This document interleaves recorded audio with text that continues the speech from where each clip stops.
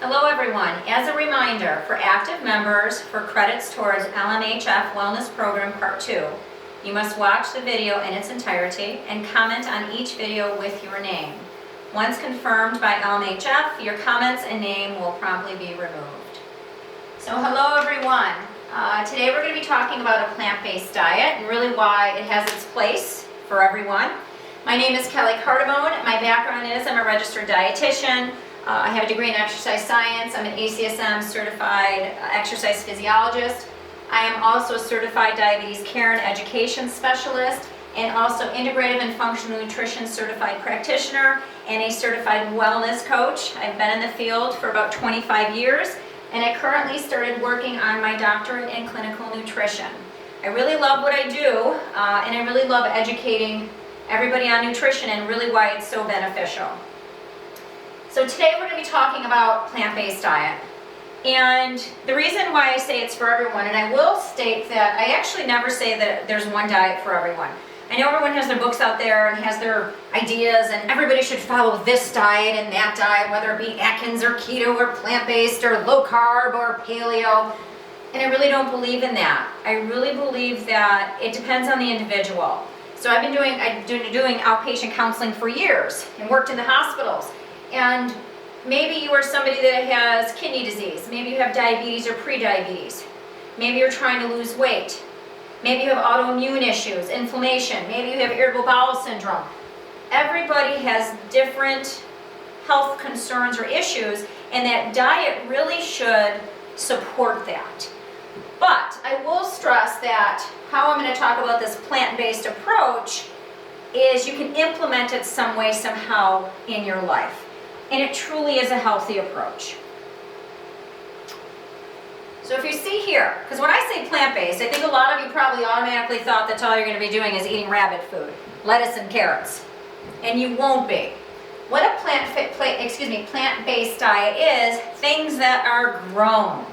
So fruits, vegetables, which by the way, you're supposed to be having 5 to 7 servings of fruits and vegetables a day anyway. And believe it or not, less than 25% of Americans even meet that criteria. If you have heart disease, the American Heart Association recommends 8 to 9, or I should say 8 to 10 servings of fruits and vegetables per day. So if you have any sort of heart disease. We can't even meet the 5 to 7, even though I think, shooting for 10 is really great.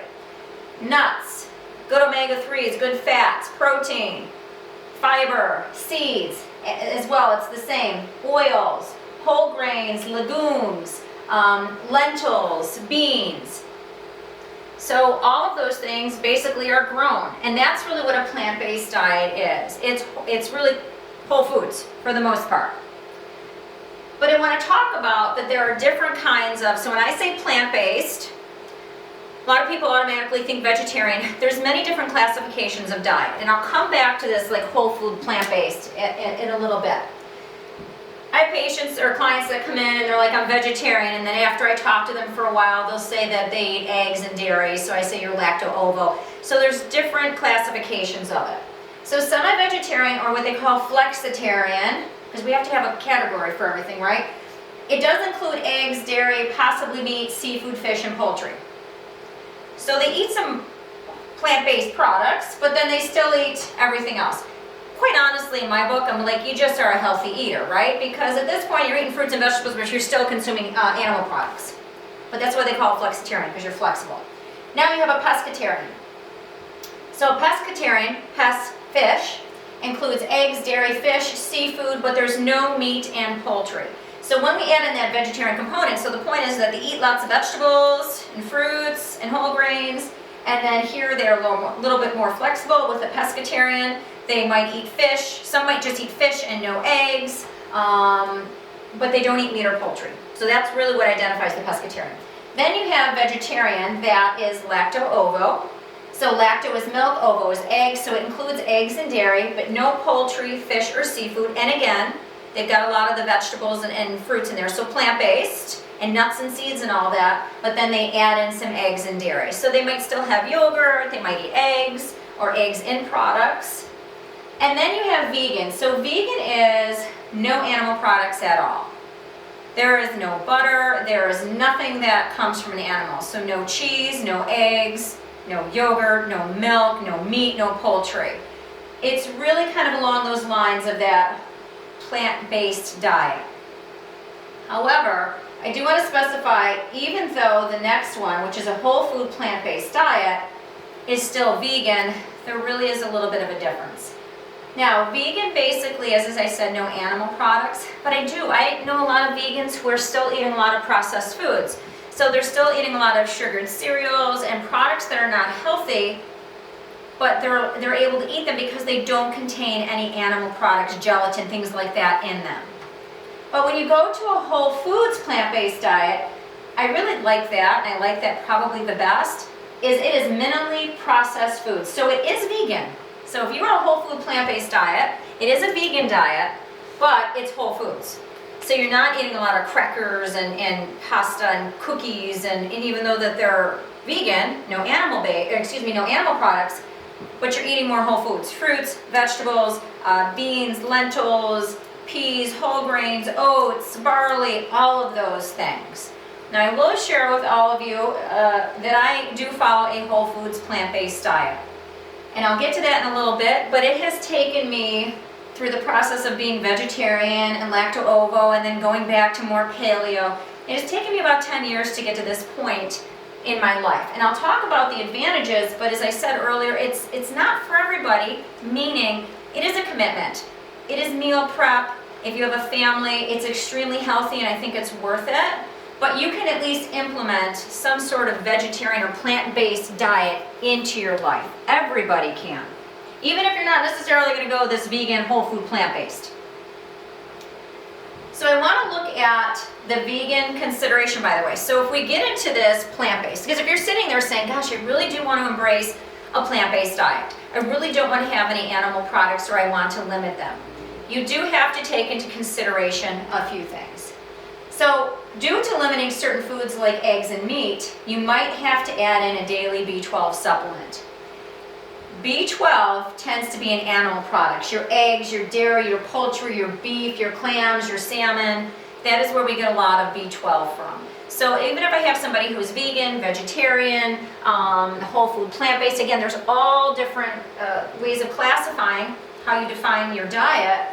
A lot of times we'll add in a B12 supplement or a good multivitamin that has B12 in it. But I want to share with you what's really nice, and I use this a lot, the vegetarian source of B12, so fortified foods. So you can get it in fortified cereals that are minimally processed, but also you can take the supplement but nutritional yeast. And this shows you what nutritional yeast looks like. I love nutritional yeast. And I will add it to popcorn, I add it to tofu when I make a tofu scramble, I've sprinkled it on my salad. You can use it in most anything. I've made sauces out of nutritional yeast, but this is a nice way if you want to try to limit your supplement intake, but you can do this naturally through foods as well. So that's kind of one of the biggest concerns. You know, it used to be, and even myself when I first was going through my formal education many years ago, it was thought that, I think veganism was frowned upon, that it wasn't healthy and it can't be done right, and you can't get enough protein in and you can't get enough nutrients in. And we know now that you can. You absolutely can get enough calcium and enough iron and enough of what the body needs and enough protein by following a plant-based diet, hands down. You just have to do it right? Just like we have to eat healthy and balanced, it's no different. So what are the health benefits of moving more towards a plant-based diet? Eating more of those healthier, non-processed foods. There's a ton of benefits. Research has actually even backed this up. It can lower rates of heart disease. So if you've ever heard of the Dean Ornish diet to reverse heart disease, that's been around for decades. A great diet with, again, research to back it up. Lower blood pressure. It lowers cholesterol levels. A lot of times here too, what's happening is that it tends to be lower in sodium. It also can tend to be a little higher in potassium, which can help control that blood pressure. Lower cholesterol levels, that is because, again, tends to be lower in those bad fats. So looking at trans fats, it's not really high in a lot of saturated fat, and not that saturated fat is all that awful for you either. You do need to have, meaning to have some in your diet is absolutely okay. But it tends to be higher in fiber, less sugar, all of those things that help lower cholesterol levels. Lower rates of type 2 diabetes. There have been some more research that has come out recently showing that following a whole food plant-based or a vegetarian diet can help to control or lower the rates of developing type 2 diabetes. And part of that really has to do with also a lower BMI. Again, less sugar, more fiber, more good fats, lower BMI. So people that tend to follow these plant-based diets and really follow them in a healthy way, well balanced, they tend to be leaner and have lower BMIs because they are eating healthier. And by having a lower BMI, that really impacts all of these other health issues that I have addressed above. It is a diet that is higher in phytonutrients, fiber, and water. Believe it or not, 60% of your body is water. As an adult, you can actually fulfill 20% of your hydration needs on a daily basis from fruits and vegetables. 20%, because your fruits and vegetables tend to be higher in water, which is great. So that's another great reason to look at doing more plant-based. Lower in sugar, lower in salt, lower in saturated and trans fats. So if you're sitting there right now going, wow, this sounds really great. How do I do it? That's what I want to talk about next. How can you implement it?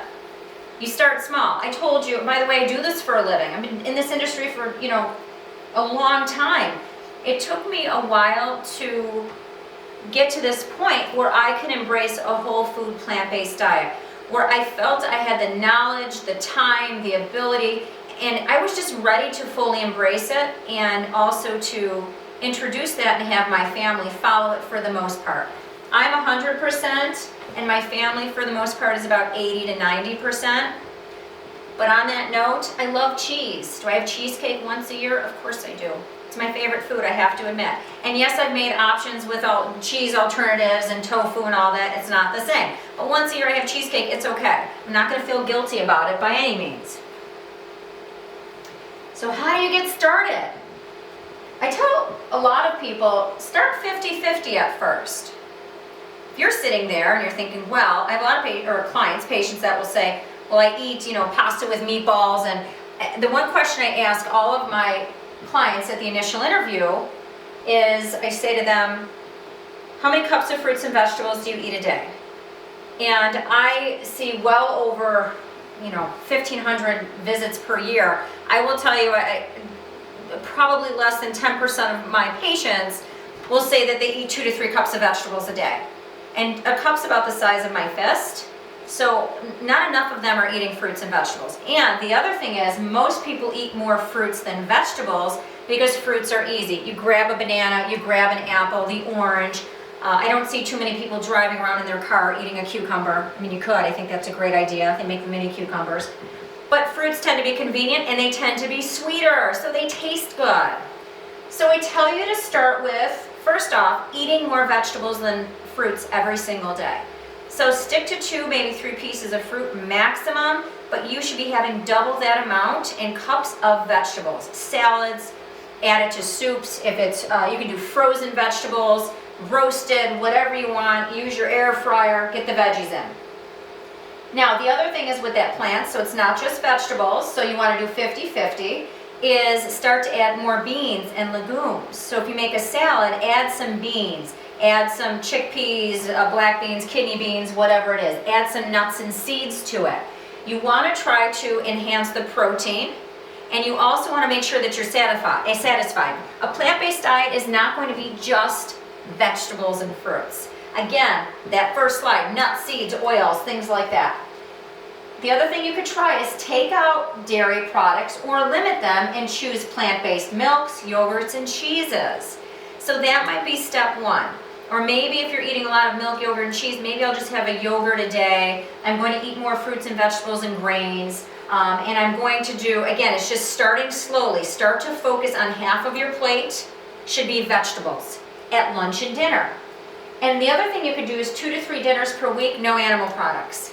So make vegetarian or vegan or whole food plant-based meals a couple times a week. If you're used to having protein like chicken and fish and beef at every single dinner, which I think most Americans are, then try to have some vegetarian dinners a couple of times a week. Beans and rice and soups, and I'll show you a couple things in just a minute.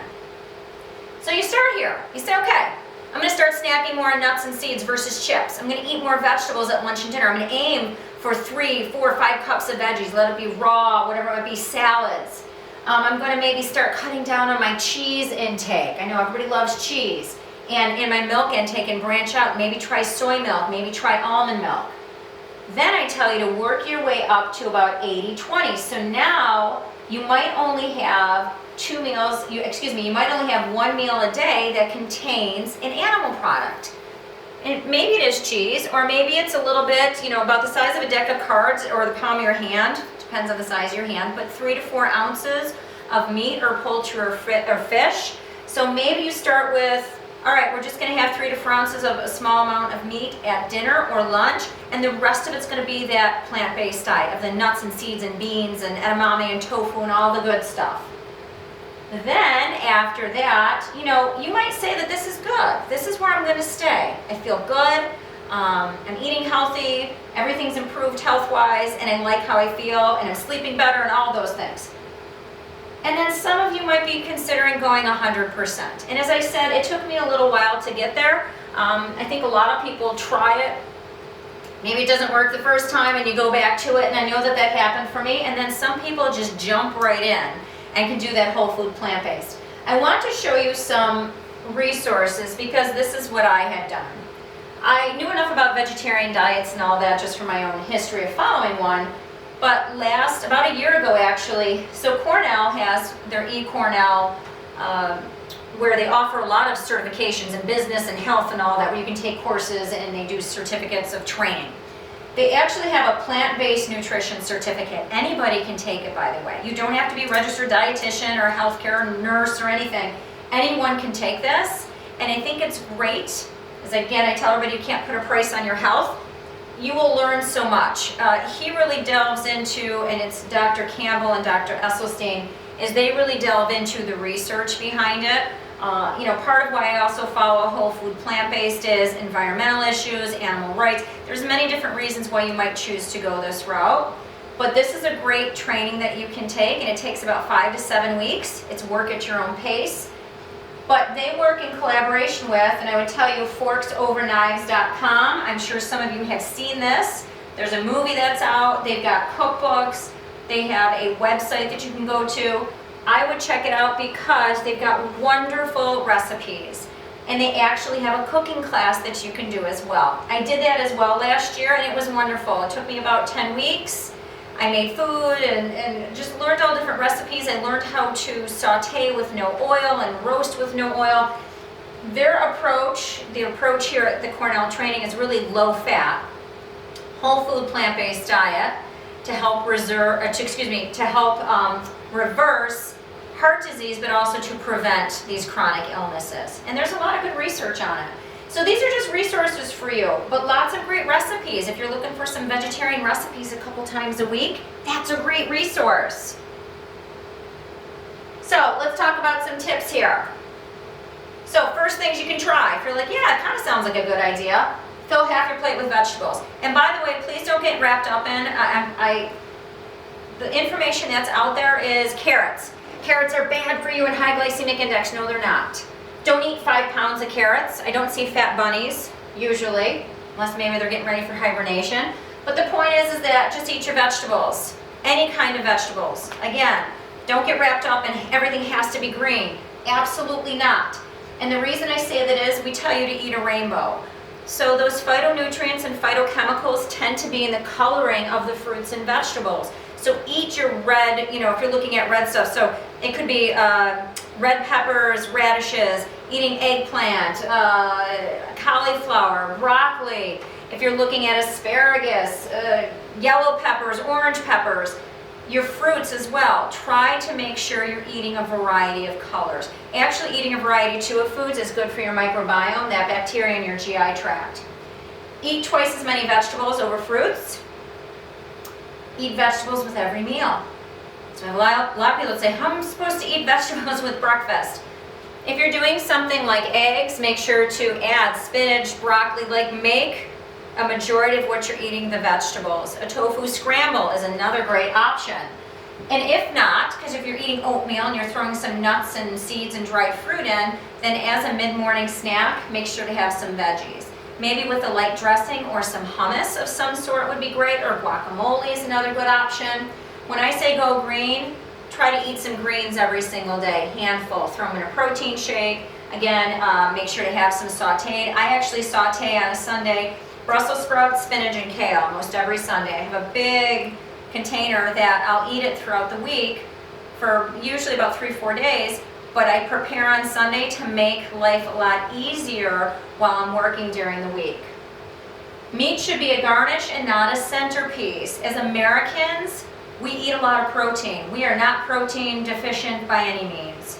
And so instead of making that the centerpiece and the main part of that plate, make it be a garnish. Let the vegetables and the good grains and the brown rice and the quinoa and the barley really accent, I should say be the centerpiece, excuse me, and make that, that meat, that kind of that garnish.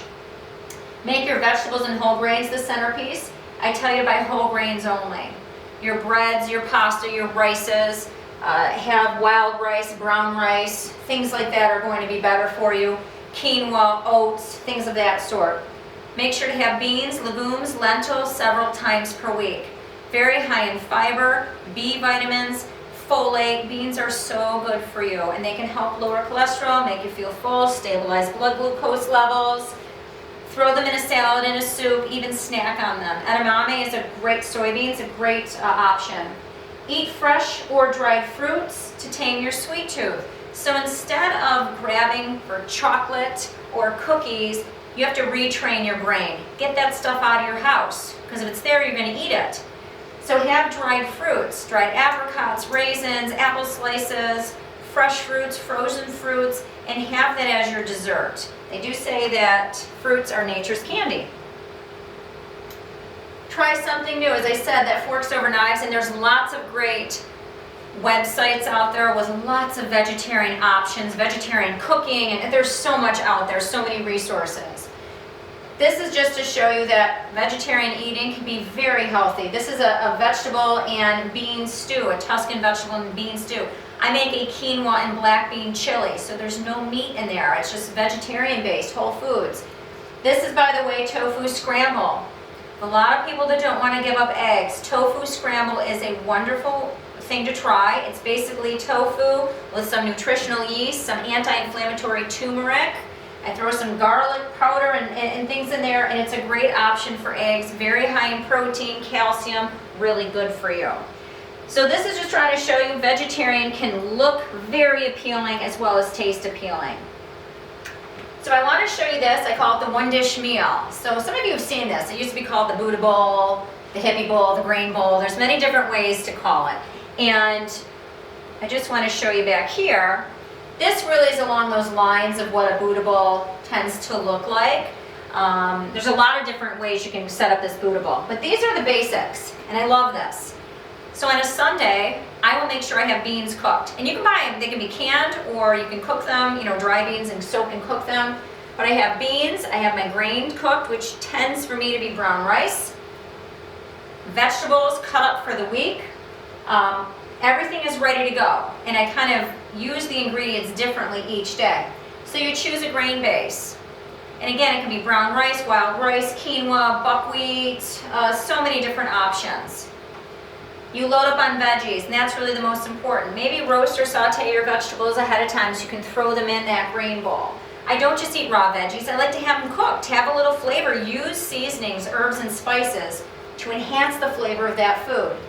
And then I add lentils or legumes because I'm adding my protein source, and it's going to make you feel a little bit more full and satisfied. But I also want to remind you that a lot of your grains are also higher in protein. Barley and quinoa are higher in protein, so is buckwheat. So those are great options. Whole grains are going to be higher in protein as well.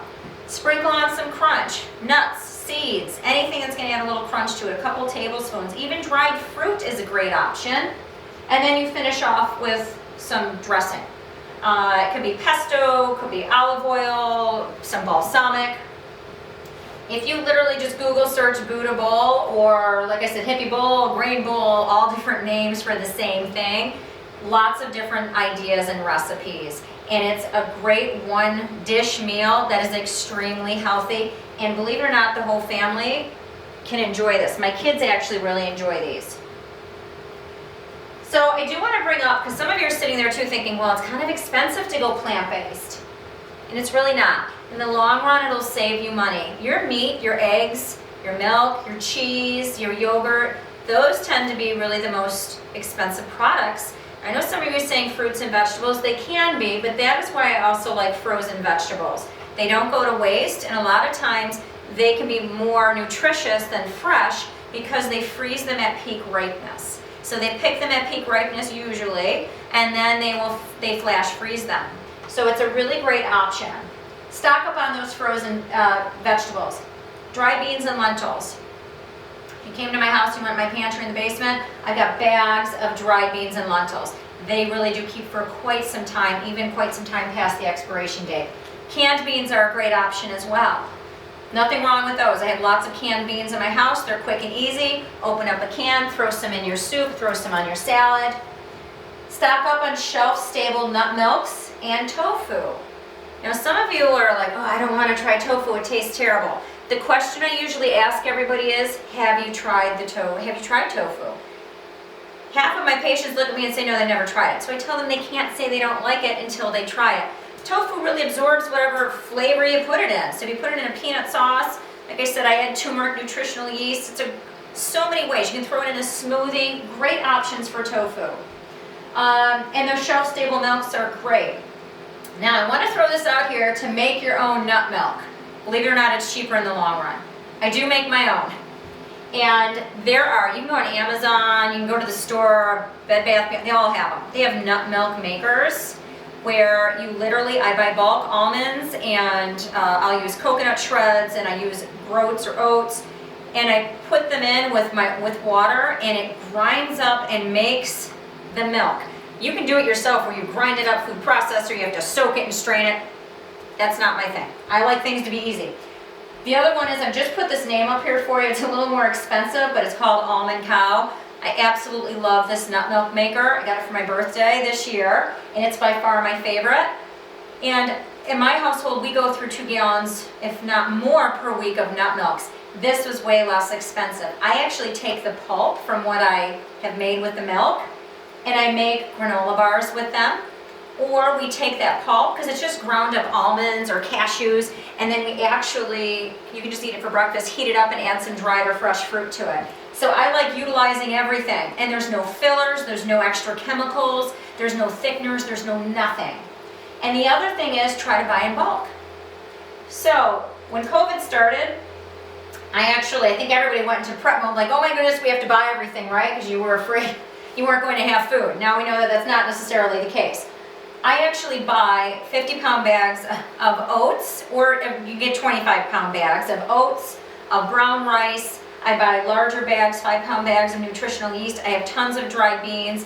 I keep them in cold storage in the basement, but those are things we use a lot of in my house, so it was worth buying in large bulk. But if not, even just buying buying things in larger 5-pound bags can be a lot less expensive. Just make sure it's something that you're going to use. Don't buy brown rice if you're somebody that doesn't like brown rice, because you're not going to use it. But this is a way to really kind of get it, simple things you can do to have that plant-based on a budget. And again, beans and stuff are a lot less expensive than meat. So, in summary, if you're sitting there going, wow, this sounds like a great idea, what you can do is to start making some changes today. Small changes really can lead to bigger ones. Use resources, websites, as I had shared with you. Forks Over Knives is great, but there's lots of great things out there. And you cannot put a price on your health. Thank you.